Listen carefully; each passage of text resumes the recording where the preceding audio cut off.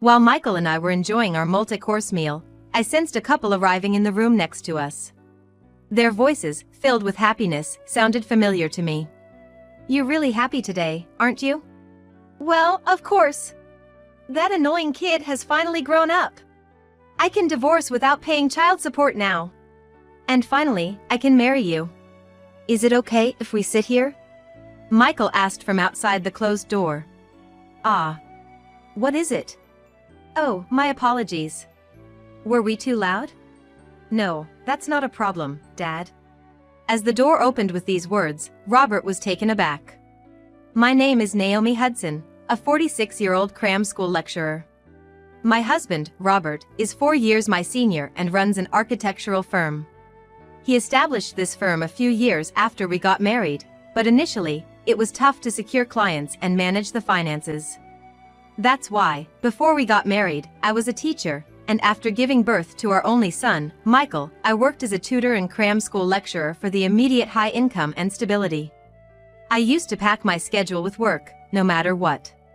This inevitably made my routine nocturnal, and there were days I couldn't do anything around the house. There were times when little Michael was left at my parents' house.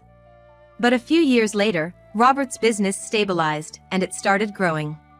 I didn't need to pack my schedule with work anymore. However, by that time, I had grown to love my current job. I became passionate about how to guide children of Michael's age. And Michael himself grew up straight and tall, which is hard to believe considering how we raised him. Now, he is attending the law school. He has been interested in law since middle school and seems to want to become a lawyer. He is only in his second year, but he has already started preparing for the bar exam alongside his classes. Having a clear dream for the future is great. I've always wanted to be a teacher. But not in the sense of teaching at a school. I wanted to help each child find their way. My current job fulfills that old dream of mine. Moreover, I feel glad that I kept working when Michael asked me about his studies. From middle school until midway through high school, whenever he had a question about his schoolwork, he would ask me. He is competitive and hates not understanding things.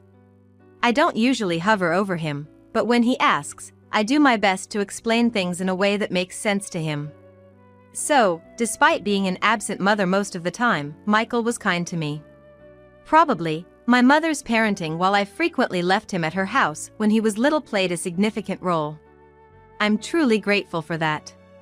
Thanks to this, Michael and I have a good relationship even now as he turns 20. However, my relationship with Robert has somehow become more formal. Things were really good until we had a child. I first met Robert at a college mixer. He was a young man working at an architectural firm, and his appeal was different from the usual education major guys I knew. He was interested in me because I was a type he had never encountered before. We started dating somewhat casually and eventually got married. But when starting his own firm became a reality, we began to clash. The timing was just bad. It was around the time we were considering enrolling Michael in kindergarten. He seemed to have had some conflict with his boss at the architectural firm where he was working, which triggered his decision to start his own firm. But starting a firm is not an easy task. If you're just working for someone else, you simply do the job that's given to you. But if you go independent, first and foremost, you have to find work on your own. Robert surely was skilled as a designer. However, when it came to management, he was nothing more than a novice. I decided to find a job that paid enough to cover all our living expenses. The place I initially chose to work was a tutoring center nearby. Although the hourly pay was excellent, the hours available to work were limited. When I asked the owner of the tutoring center if I could work more hours, he introduced me to a friend who ran a prep school. From then on, I fully committed to my job. House chores took a back seat. I'd catch up on weekends or have my mom come over to help. By the way, I didn't expect Robert to help with chores. What I wanted from him was to get his newly started design firm on track. Perhaps my attitude seemed spiteful to him. When I'd come home late from work, he used to often remark, "Ah, leaving Michael alone like that, such a good mom, huh?" Such words, especially when he was sipping on his beer, hurt. But I didn't usually retort. I was too exhausted at that time to even think about arguing. Eventually, Robert stopped making such snide remarks. Because his design firm was finally starting to thrive. He became busier, often working till the wee hours. "It's easier this way," Michael would often say. My wonderful son, by middle school, had learned to cook and would prepare a late dinner for me. Warm stews in the winter were divine, especially after coming in from the cold. Delicious. You've definitely surpassed me in cooking." And it wasn't just cooking. The house was clean and tidied. And the laundry neatly folded. "Don't worry about it, Mom. I enjoy doing it. It's a good break for me." "You sure? Aren't you missing out on hanging out with your friends?" I'm good. Our school doesn't have many club activities, and I have texting if I need it." "That's how it is?" "Yeah, so don't worry. Anyway, we got our college preference forms. I'd like you to come to the three-way meeting." "Of course." He always steered the conversation towards his studies. However, whenever Robert happened to return home during such times, Michael would generally become moody. "I'm gonna study in my room now." "Hold on, don't you have anything to say to me? You wanna attend the three-way meeting too, Dad?" "I'm busy, obviously can't make it." "That's why I told Mom." "That's okay, right? What's with that attitude towards your father?" Michael didn't answer and went into his room. "Naomi, what the heck kind of parenting are you doing?" And thus, Robert would get upset. I wanted to tell him it was merely because he wasn't doing anything. Exactly, he wasn't contributing at all. From living expenses to Michael's school fees, I covered everything. But arguing seemed like such a waste of time. He's just in his rebellious phase. Cut him some slack. I'd often brush it off. Robert would then humph loudly, slump on the couch, pull out a whiskey bottle, and start drinking by himself. Not wanting to see an irate Robert, I'd excuse myself, mentioning work for the next day, and retreat to my room. Yes, by that time, we were sleeping in separate rooms. When the three of us were home, we'd each be in our own rooms.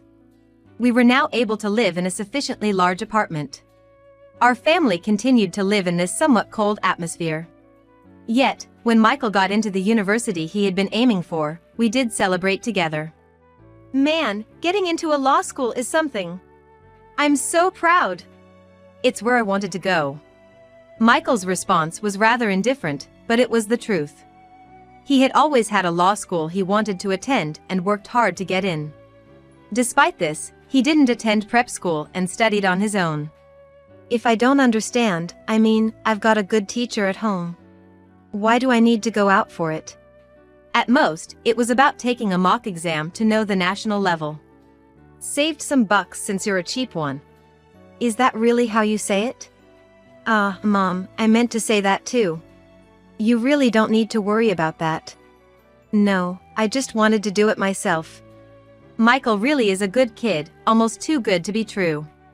In college, he quickly made connections, showed his face in the seminar he wanted to join, and seemed to be getting along well with his seniors. And then came his 21st birthday. He asked to celebrate when he could legally drink. "You've finally reached that age. Let's go have dinner at a nice place tonight." About that. He began and started fiddling with his smartphone. He then showed me the website of a restaurant. "I want to go to this place. A senior who graduated from the seminar I want to join recommended it to me." The place he pointed out was a certain high-end Japanese restaurant. That place! I was genuinely surprised. It was a famous spot for multi-course meals, often featured on TV and in magazines. I was thinking of splurging, but that's a bit too much. Don't worry. The lunch menu is quite affordable. Don't you want to try a place like this at least once, Mom? Now that he mentioned it, I had been curious myself. But what about your classes, Michael? It's a special day, right? And you're taking time off work, aren't you? Something felt off about this. That place is really popular, and reservations are hard to get. Are you sure we can get in? I've actually already made a reservation. Saying this, He operated his smartphone again and showed me the reservation screen. Was that your plan all along? I chuckled. On the promised day, we met up a bit earlier than usual lunchtime at a subway exit.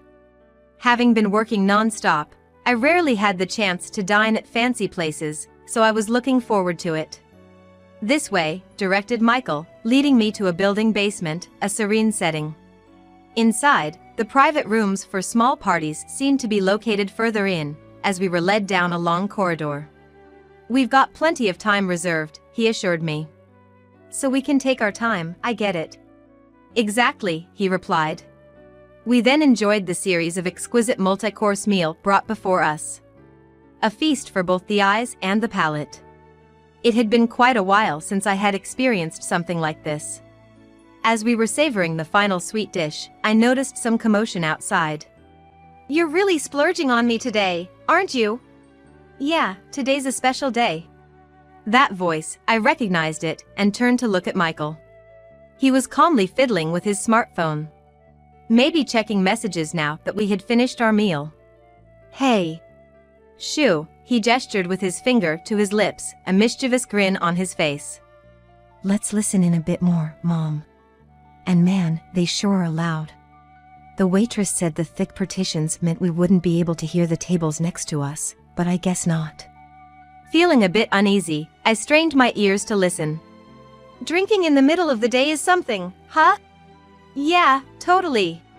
Well, I'm not gonna get drunk or anything. It's rare for you. You're really happy today. Of course. That annoying brat is finally an adult. I can divorce without paying child support. And then we can finally get married. At the sound of that voice, Michael grinned and stood up in a flash. Is this seat taken? Michael called out from outside the closed door. What is it, exactly? Oops, sorry, was I too loud? No, that's not a problem, Dad. With that, Michael swiftly opened the door. You are. Hello to you too. Nice to meet you. I'm this guy's son. Clearly, the woman was flustered. She probably hadn't expected the annoying kid Michael talked about to suddenly appear right in front of her. She looked about my age, or maybe a bit younger, and was an ordinary woman, which seemed ill-fitting for the word mistress. And she looked somewhat familiar. By any chance, did you come to sell insurance before? I work as a lecturer at a prep school near the station. Oh! She seemed to remember.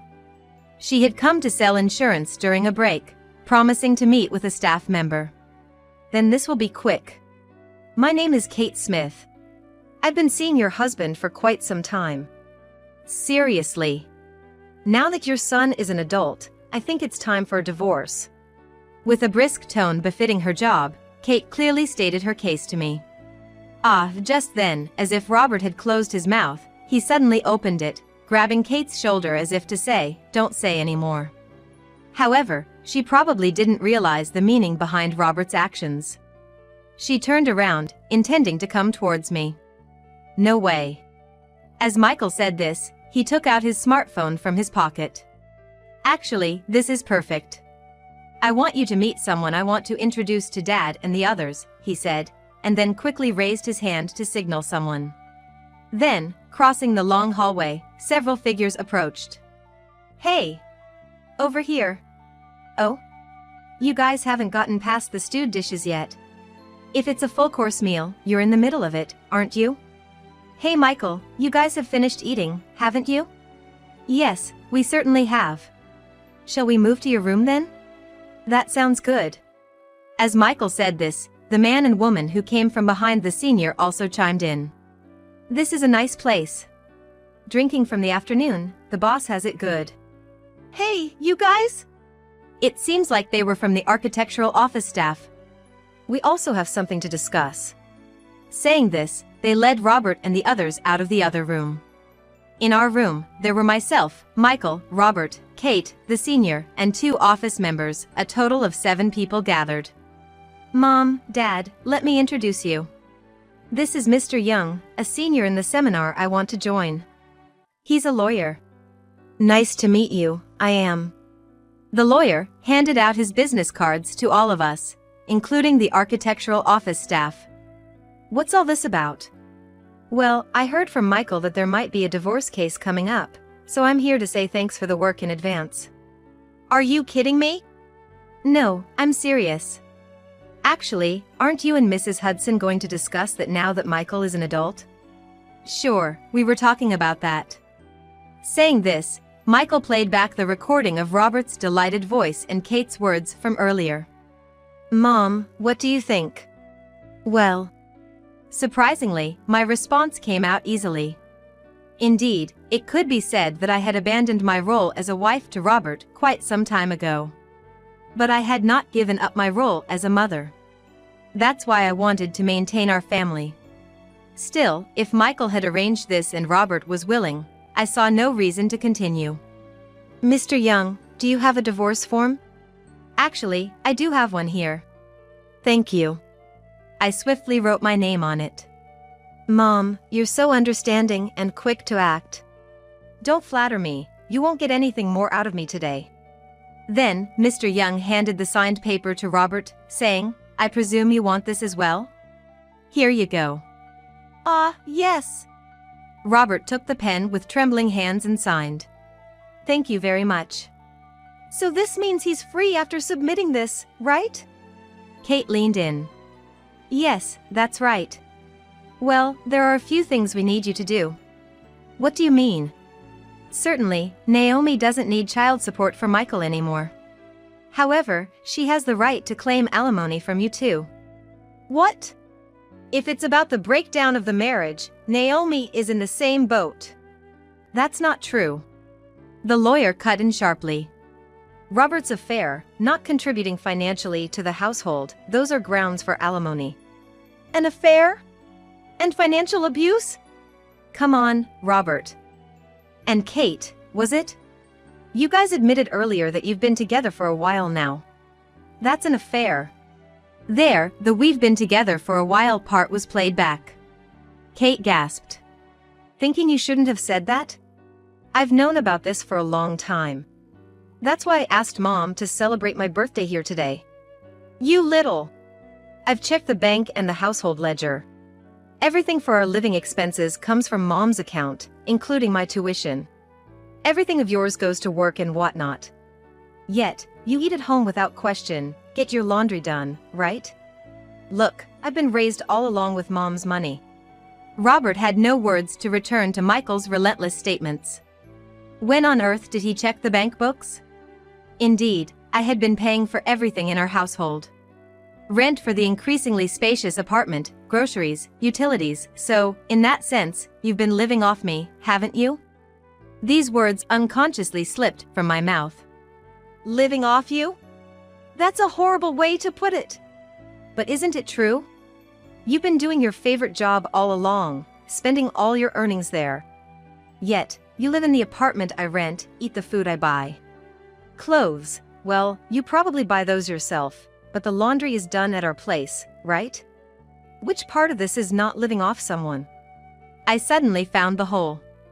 Why have I continued this married life up until now? Things would have been so much simpler and more comfortable if I'd just lived with Michael from the start. Undergoing a sudden change in demeanor, I left Robert and Kate utterly dumbfounded. I'm sorry, Michael. I didn't realize all this.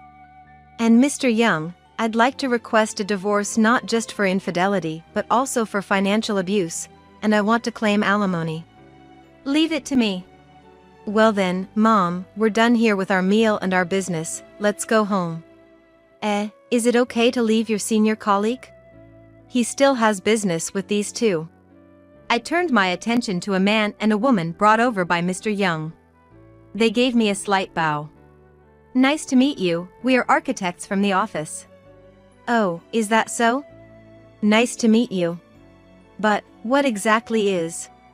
Yes, we are considering leaving to start our own practice, but we've been having trouble settling matters, so we wanted to consult. Realizing what was going on, I left the dumbstruck Robert and Kate behind and left the scene. On the way home, I asked Michael. Did you introduce Mr. Young to those two staff members? Well, yeah. He chuckled. I realized Dad was having an affair quite some time ago. I was mad, but I didn't know how to handle it. Then, I got interested in law and lawyers. When I got into college, I found a professor whose seminar I thought would be helpful, and I explained my situation. He told me know your enemy first. So, I started investigating everything around Dad. That's when I came across those two having a conflict with him. And you introduced them to Mr. Young? Yeah. It's better to deal a blow all at once in these situations. I was astonished at how much he'd grown without me realizing. But Michael, if you knew about Dad's affair, you should have talked to me first. Well, our daily life was stable, and I just didn't have the courage to ask you about your feelings. I ruffled his hair affectionately. I see. Then I need to respond to your feelings as well. Saying that, I made calls to both my parents and my in-laws' houses. Hello, it's been a while. This is Naomi. Actually, soon after, our divorce was finalized, and Robert had to move out of the house. That was only natural since the house was rented under my name, not his. From then on, I heard he was staying at the office. Moreover, Robert faced even more damage later on. First, there were those two architects. They were the main workforce of the current office, and they didn't want to let them go. But with a lawyer involved, it became impossible to forcibly keep them. We respected you. But it's truly disappointing. And to think you were doing such things on top of that. We won't let it come to that. They seemingly told him off. As a result, the firm from which those two architects were pulled is apparently in quite a turmoil now. From the heydays to rock bottom in an instant. From now on, they'll have to pull out all the stops to get the firm back on track. Maintaining the firm itself seems to be a headache. The severance pay for them, the alimony for me, and the maintenance of the office building, which presupposes a certain number of people. There are a lot of expenses at the moment, but as an employer, they still have to protect the remaining staff. However, now that a considerable amount of work was entrusted to those two, what Robert and the other staff can do is quite limited. With no other option, he thought of borrowing the necessary funds for the time being and went to see his in-laws, with whom he lives along with his sister and her husband. There, he was severely reprimanded by both my father-in-law, furious about the recent turn of events, and my mother-in-law, who adores their grandson. We might not have a huge inheritance to leave behind, but we've decided not to give you any of it. We'll give that portion to Michael. So said, Michael, who went to see how things were, came back reporting with glee. And Kate too. Due to the comings and goings of lawyers, her longtime role as a customer's mistress got spread around the office. Moreover, this put a significant dent in her business as an insurance salesperson, where customer trust is crucial. She was a top-performing salesperson, but her customers started leaving in no time.